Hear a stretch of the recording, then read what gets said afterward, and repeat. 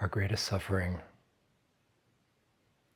comes from avoidance of what is. A resistance to the conditions that we perceive that seem to be obstacles in our way, conditions that we don't prefer. So resistance to these things, they create friction in our life.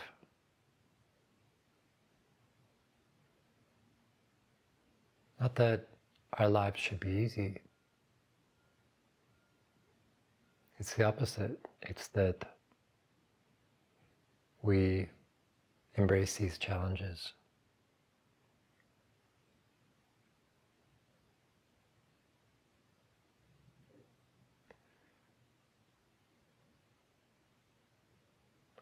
Something as simple as the weather. We don't like the weather. We avoid experiencing the cold or the wet or the rain. It usually has a very simple solution in just putting on appropriate clothing. We might even find that the coldness or the rain is actually refreshing. We don't die.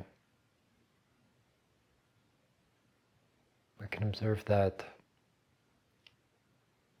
as a sensation, not something to be avoided.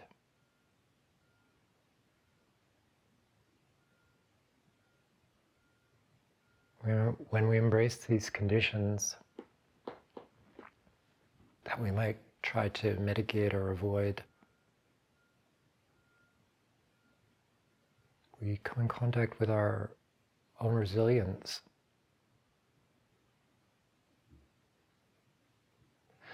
I've found that loss of comforts, especially when I accept them, is actually quite enlivening. In this stripping down of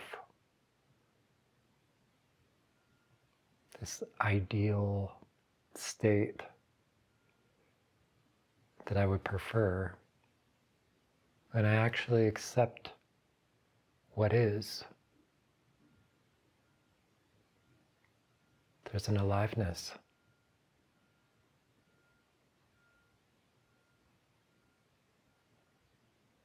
Another example is, in doing this,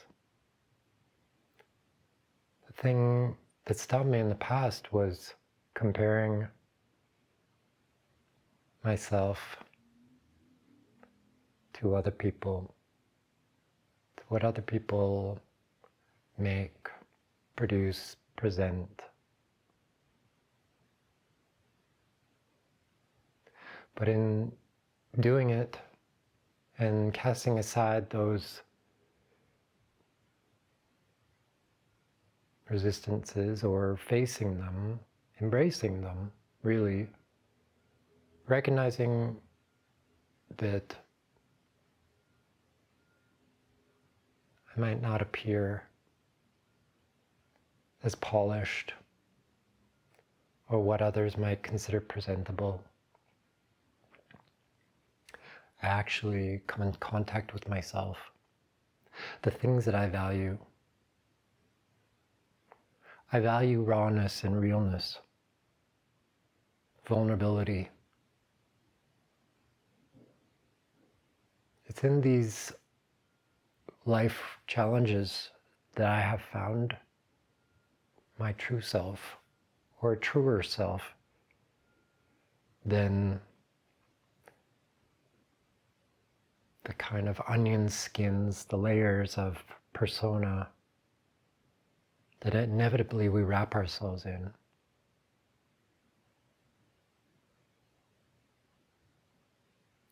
Seems to me there's an opportunity in the advanced years of adulthood to start stripping away these layers, to let go of the idealized presentation, parameters, and just be real. And real means accepting the world as it is, accepting ourselves as we are, knowing that none of these things are really permanent. Many of these conditions. So many of us are concerned about our appearance, what other people think of us. But again, this is something that as we start to lose our youthfulness or our beauty, our superficial beauty, and accept that. We face the reality, and that's not saying, oh, I'm old, I'm ugly now. None of those things. That's just further layering. What I mean is actually coming to a deeper understanding of one's own nature.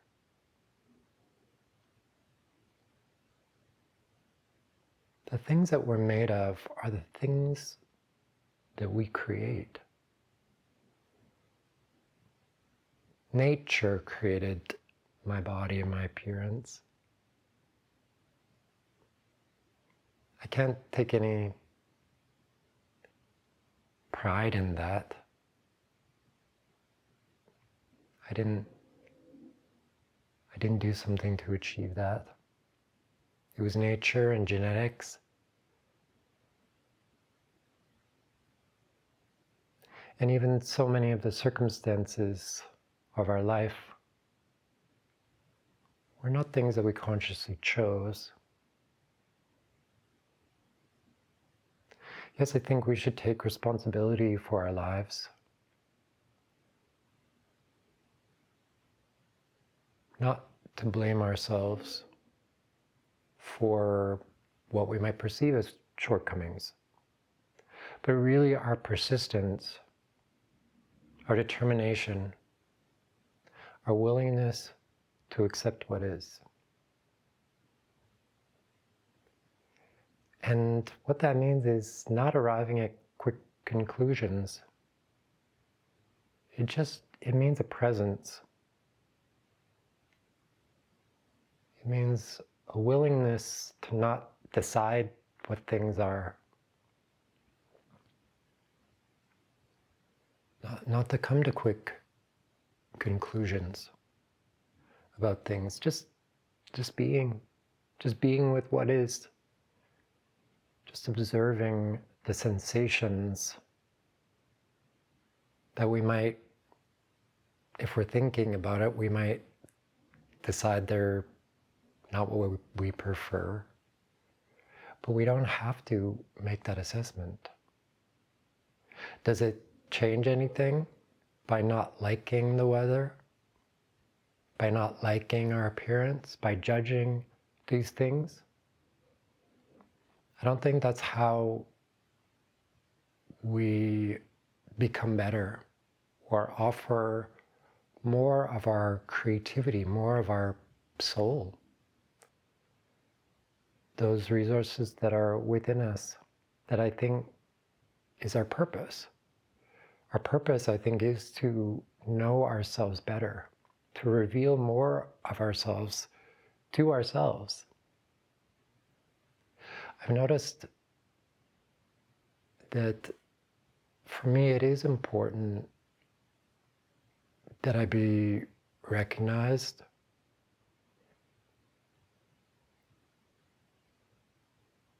I've thought about how I like to have a muse somebody who I'm offering my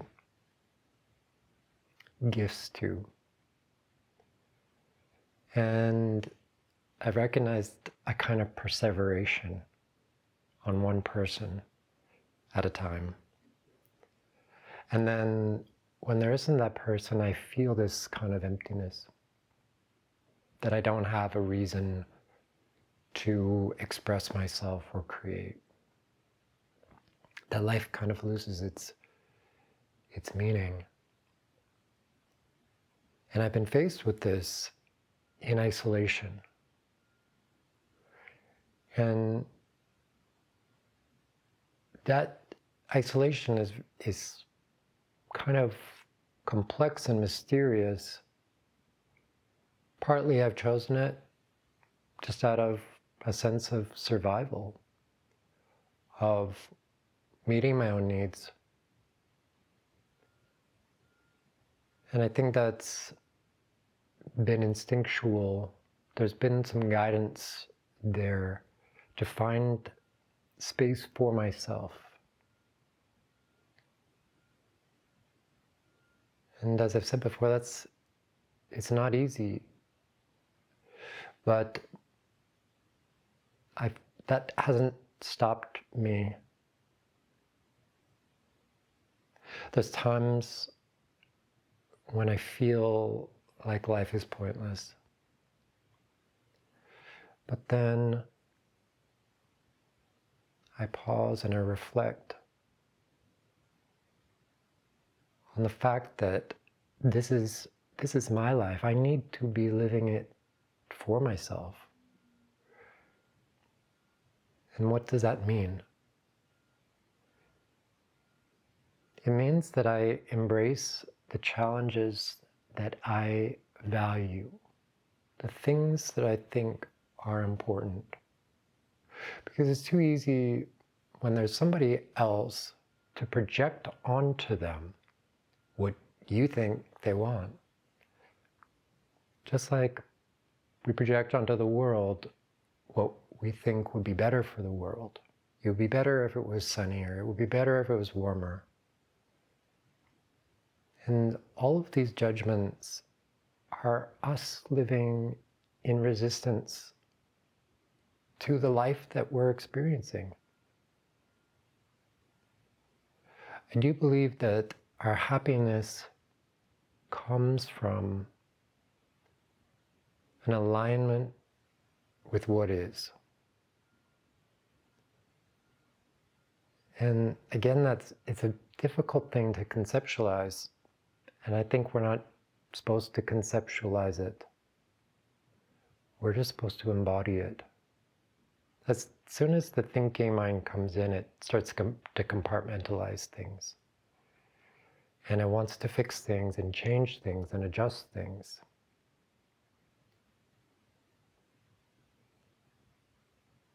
And unless there's a specific task at hand, then that gets out of hand. And we start thinking that we should be fixing and adjusting everything, including other people.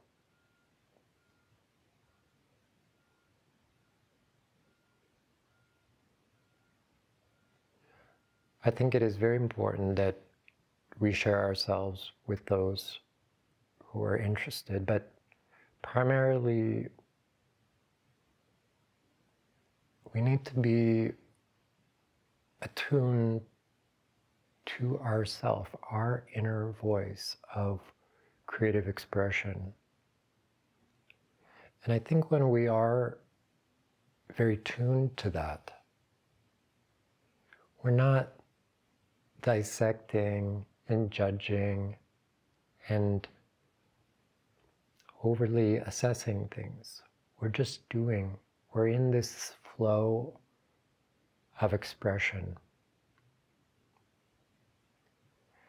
And again, this is something that I'm practicing with this very medium here, is a sort of channeling not overthinking, but just trying to speak from an authentic place. I believe it's a good practice. And this kind of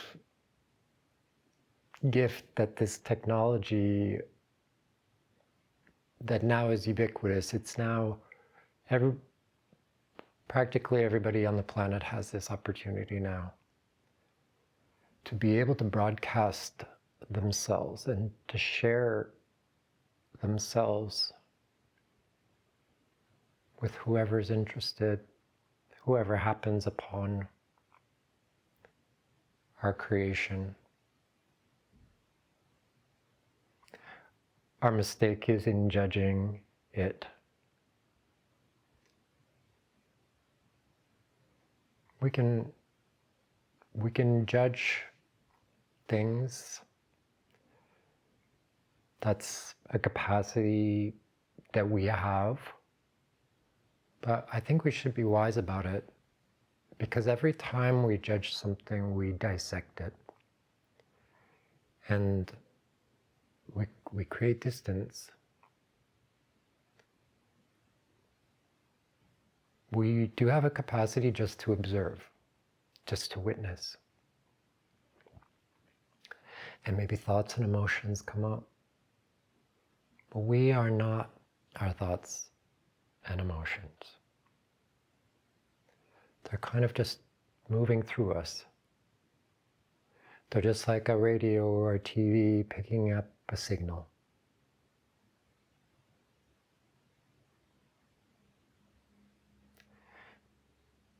This capacity that we have, we need to learn how to use better.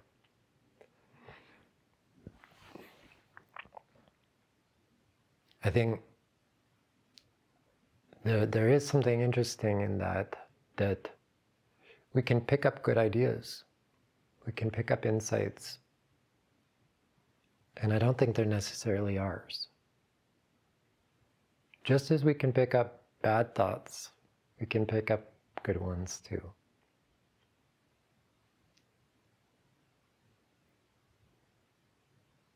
The thought that I have about this is we need to move into a world where we recognize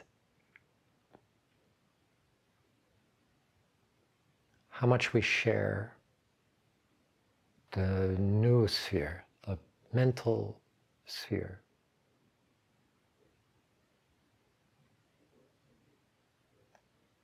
That inventions actually belong to everyone. Ideas belong to everyone.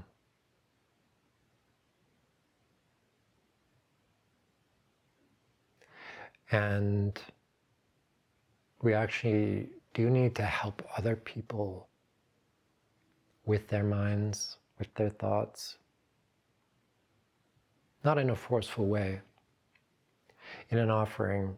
And again, I think this is a strength of the internet. This is a strength of the technology, where we can collaborate in offering ideas to people for consideration. There's, again, something fascinating about a kind of exposure to ideas. Fear can spread, and love can too.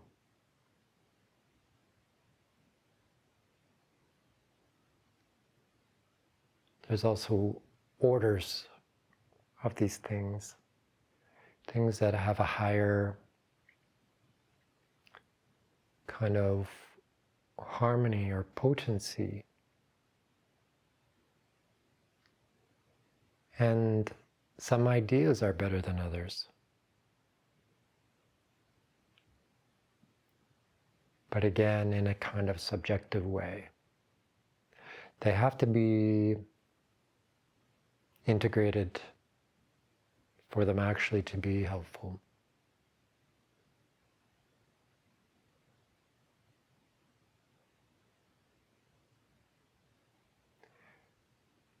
For example, it wouldn't be right, I don't think, for me just to tell somebody, you should go out into the rain without your jacket. If they're not in the right mental space for that, it would be kind of imposing the suffering on them. They have to be in the right mindset, mental frame to actually enjoy the cold, enjoy the sensation. Some person might feel that as painful, of suffering, and another person might just observe it as a sensation.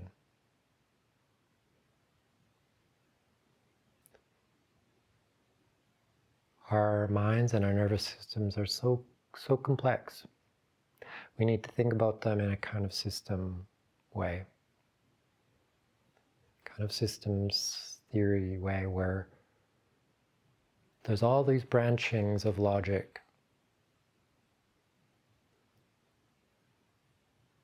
And we haven't got beyond this thing of right and wrong.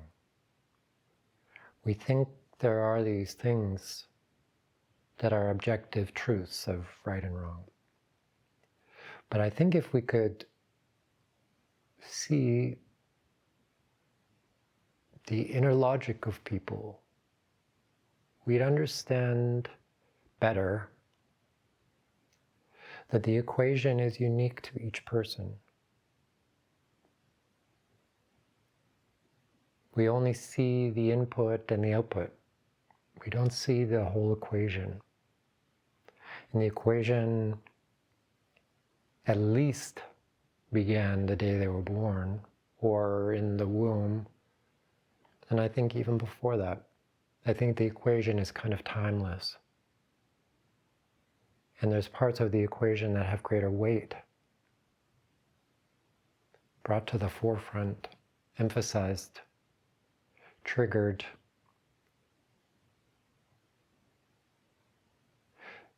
Parts of the equation surface and then sink beneath the surface of our consciousness.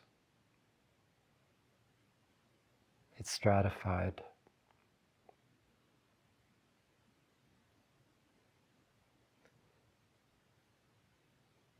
But something that's interesting to me is resilience, an ability to accept larger parts of the equation. Because in accepting them, we can analyze them, we can look at them and understand our own rationale. If we're out in the cold, our shoes and socks are wet, we're hungry, but we know that we have a warm home in dry socks waiting for us, food in our cupboard. We can endure that feeling. It might be quite joyful, actually, to feel that contrast. But if we're afraid that we're going to have to sleep in our wet clothes and we're not going to have any food to warm us up, then the experience of being wet and cold is very different.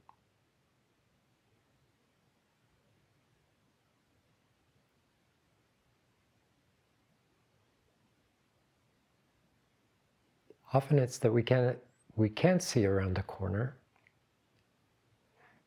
It's our ideas, it's our projection that makes that pain into suffering or not. That person who thinks that they have the warm, dry home, they could return home to it being burnt to the ground. Or that person who's homeless, that evening they might be offered a warm place to stay. It's our projection into the future, often, that we are using to determine whether our current condition is good or bad. We may blame the conditions of the present on the past as well. And certainly they've contributed to our mental framework. It's that the past and the present are creating our mental framework, or rather what we perceive of the past and the future. But what I've experienced is that coming into the present moment, putting aside the mental assessment of things, and just observing without diagnosis, without this analytical stream,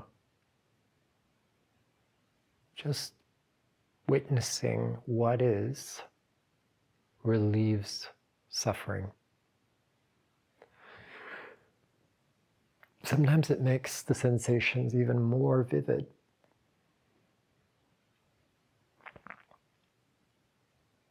But it doesn't cause suffering. We experience our endurance, our ability to persist. And there's some excitement that emerges from that. It's almost as if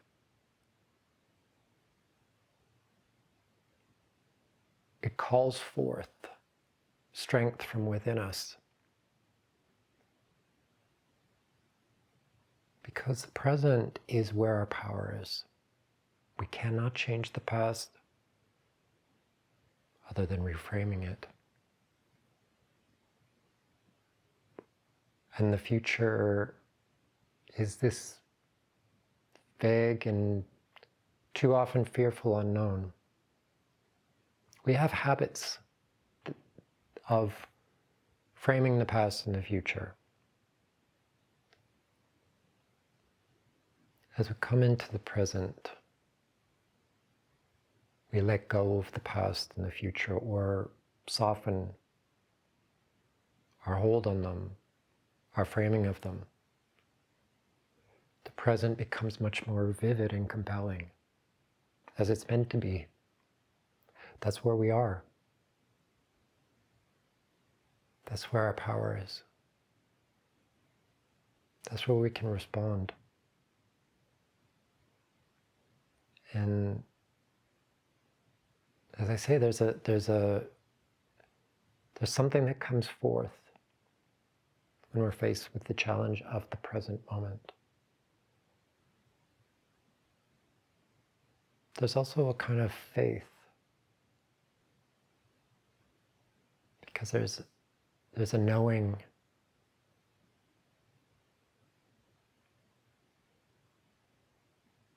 It's difficult to describe.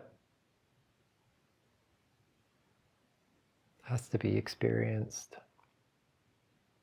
But like so many things, it's the finger pointing at the moon. That's all we can do, really. It's what all of human art and creativity and writing and teaching is about. It's just a gesture. It's an attempt to pass on a embodied knowing. But honestly, I think we make too much of it. I think intuition trumps it all.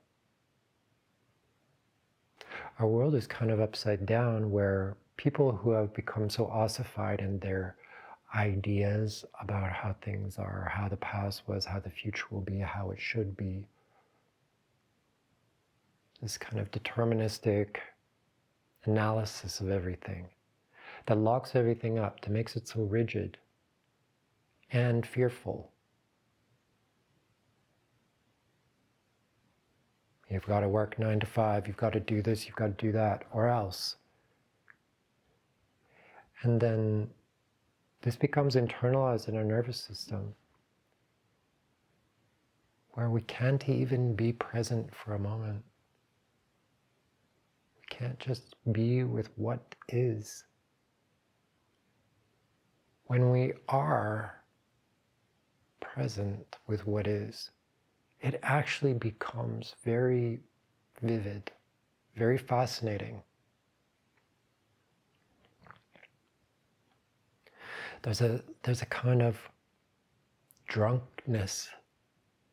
There's a kind of hypnosis. And I know what I mean by that. Not everybody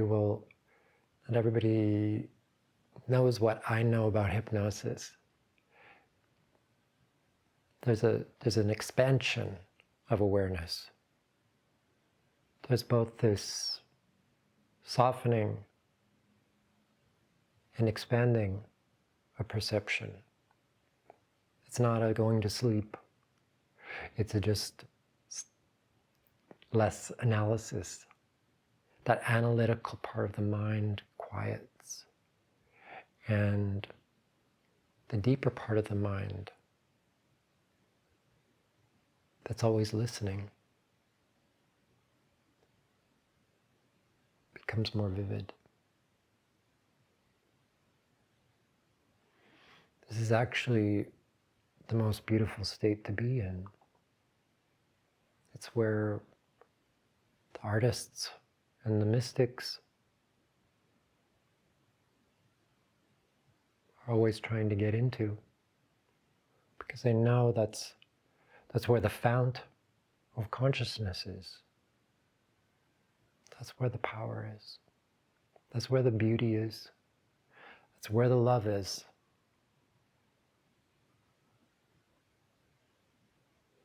And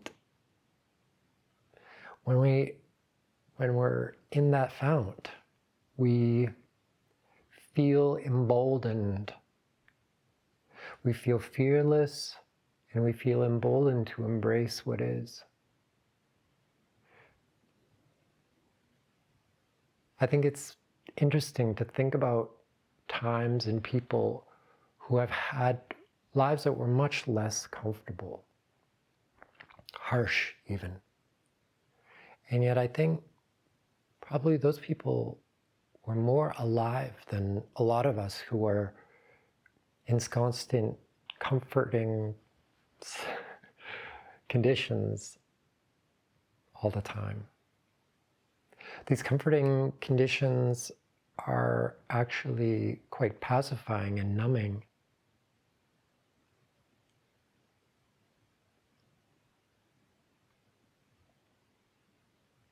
Just the fact of having a house that's always warm. I'm certain that in the past that really wasn't the case. Maybe if you're sitting by the fire, but in the house that I live in, that's 150 years old, it had fireplaces, but the insulation is very poor. They did not have electric heating.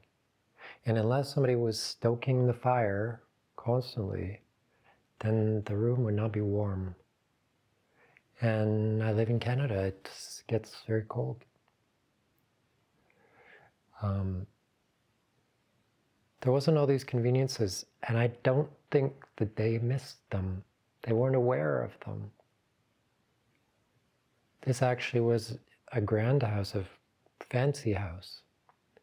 people would have lived in much worse conditions. It was a coal mining town and people lived in squalor. There was absolute poor living conditions. But my intuition is that actually people embraced that. They just were actually more alive. Not in all ways. They're I think, physically more alive. And yes, there's a trade-off. But I think that we can have the benefit of both worlds if we're conscious of what we have. We don't take for granted, and we also don't get too comfortable. Because when we are too comfortable, we start to worry that we might lose that comfort. So we need to build on these gains. These gains that our ancestors actually worked really hard for. And I think some of them would be pretty embarrassed to see what our lives are made of now. Not that we should be ashamed. I think we have new challenges. We have new challenges to embrace. And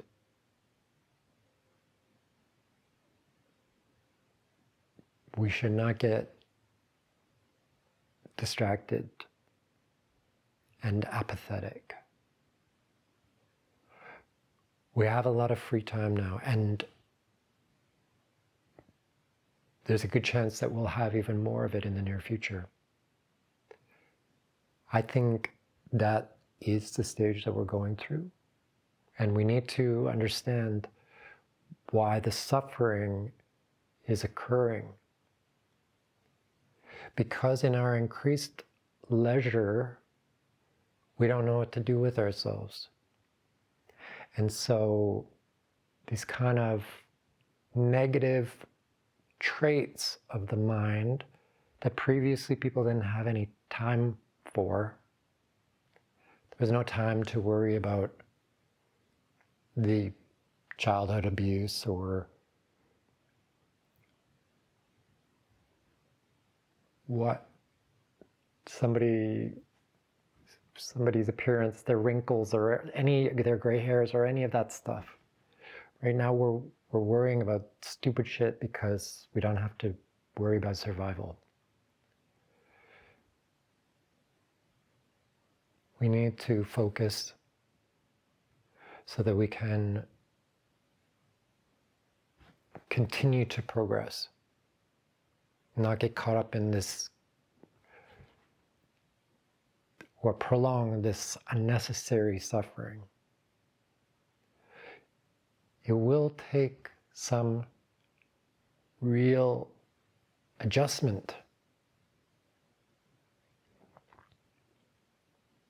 For example, accepting that our thoughts are not our own. This new sphere, this mental sphere is shared. And we can't deal with that with censorship. It's the most absurd thing. We need to bring these things into the light of day and have places where everything can be discussed. And wounds can be healed. Things can find outlets. And people can be exposed to the ideas that can help them to rein in disturbing thoughts and feelings in a way that actually resolves them, not bypassing, but contextualizes them.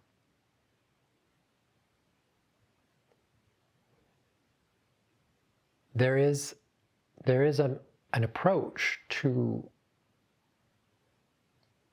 painful thoughts and feelings that is not about revivifying them, rehashing them over and over. There's ways that we can recognize them and pivot and reframe and look at things in a new light. Even just the experience of embodiment can do that. But if somebody has had so little experience of pleasurable embodiment where they feel their body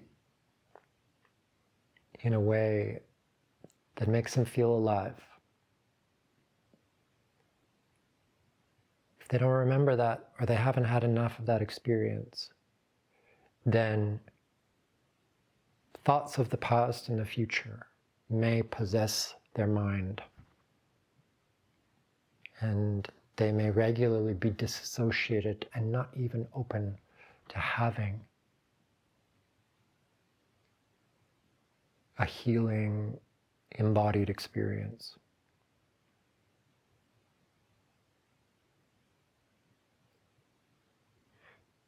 It's complex, but only in trying to explain it. It's like we've gone into such complexity that we need to follow the complexity back to simplicity. And I think it's going to be both always. Humans are just like that. We like to make things complicated. Maybe nature itself does. But there's also great benefit in coming back to simplicity. In our newfound leisure time, this is something that we can practice. Embodied awareness that brings us back to the present and back to ourselves.